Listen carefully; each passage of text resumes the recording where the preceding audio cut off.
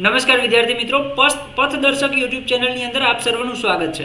મિત્રો, હાઈકોર્ટની અંદર એક નવી ભરતી આવી ગઈ છે અને આ ભરતી વિશે આપણે સંપૂર્ણ માહિતી મેળવવાના છીએ। તો આ ભરતીના ફોર્મ જે છે એ કંઈક 5મી ફેબ્રુઆરીથી સ્ટાર્ટ થશે અને 19મી ફેબ્રુઆરી સુધી તમે આના ફોર્મ જે છે એ ફિલ કરી શકવાના છો। તો હાઈકોર્ટ ઓફ ગુજરાત 16 અમદાવાદ દ્વારા જાહેરાત ક્રમાંક CR/B 1303/2023 વર્ગ 4 ની ભરતી જે છે એ આવી ગઈ છે। ગુજરાત હાઈકોર્ટમાં એટેન્ડન્સ કમ કુક વર્ગ 4 ના કર્મચારીની ભરતી કરવામાં આવનાર છે, જેની ઓનલાઈન ફોર્મ ભરવાની તારીખ છે 5 ફેબ્રુઆરી 2024 ના બપોરે 12 કલાકથી 19 ફેબ્રુઆરી 2024 ના રાત્રિના 12 કલાક સુધી।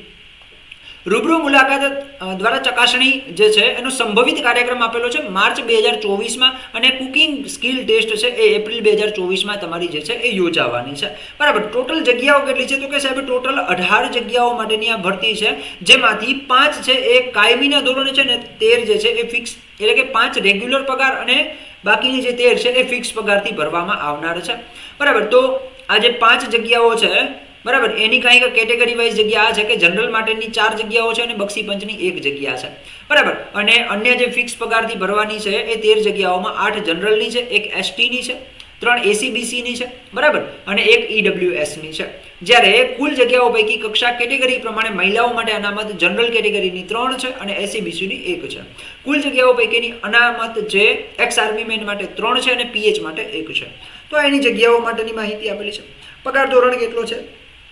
તો કે જે રેગ્યુલર પગાર છે 15,000 થી 47,600 છે, જ્યારે ફિક્સ પગારના ઉમેદવારો માટે 14,800 પગાર જે છે એ મળવાપાત્ર રહેશે। બરાબર, શૈક્ષણિક લાયકાતની આપણે વાત કરીએ તો શૈક્ષણિક લાયકાતમાં જે છે 10મું પાસ હોવા જોઈએ। ઉમેદવારે સરકાર માન્ય બોર્ડમાંથી ધોરણ 10નું જે પરીક્ષા છે એ પાસ કરેલ હોવી જોઈએ અને ઉમેદવારને ગુજરાતી અને હિન્દી ભાષાનું શું હોવું જોઈએ? જ્ઞાન હોવું જોઈએ। બરાબર, જો અહીંયા આપેલું છે કે હિન્દી અને ગુજરાતીનું જ્ઞાન હોવું જોઈએ। બરાબર, હિન્દી અને ગુજરાતીનું જ્ઞાન હોવું જોઈએ। ઉમેદવારે રસોઈ કામનો જાણકાર હોવો જોઈએ, જેવા કે ચીમની છે, ઇન્ડક્શન છે, ઓવન છે, બરાબર, માઇક્રોવેવ છે, ગ્રીલ્સ છે, ટોસ્ટર્સ છે, ફ્રાયર્સ છે, બરાબર, એને માહિતી હોવી જોઈએ। અને રસોઈમાં વપરાતા વિવિધ પ્રકારના મસાલાઓની જાણકારી પણ એને હોવી જોઈએ, એનું જ્ઞાન હોવું જોઈએ। તમામ પ્રકારની રસોઈ એને આવડતી હોવી જોઈએ। બરાબર, પંજાબી, સાઉથ ઇન્ડિયન, ગુજરાતી, શાકાહારી, માંસાહારી બધી જ રસોઈ એને બનાવતા આવડવી હોવી જોઈએ।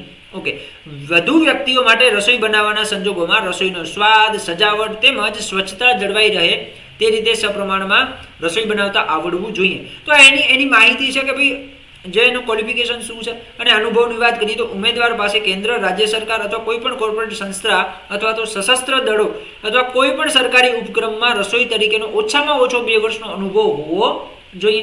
તો જે મિત્રોને 2 વર્ષનો અનુભવ છે એ આનું ફોર્મ ભરી શકે છે। 10 પાસ ઉમેદવારો આના માટે એપ્લાય કરી શકે છે। બરાબર, તો આશા રાખું છું આ માહિતી તમને સારી લાગી હશે। જો સારી લાગી હોય તો અવશ્ય ચેનલને સબસ્ક્રાઇબ કરજો અને આપણા વોટ્સઅપ ગ્રુપની અંદર જોડાવા માટે વોટ્સઅપ ગ્રુપની લિંક અહીંયા આપેલી છે ડિસ્ક્રિપ્શન બોક્સની અંદર, ત્યાં જઈને આપણા વોટ્સઅપ ગ્રુપને જોઈન તમે કરી શકો છો। જય હિન્દ, જય ભારત।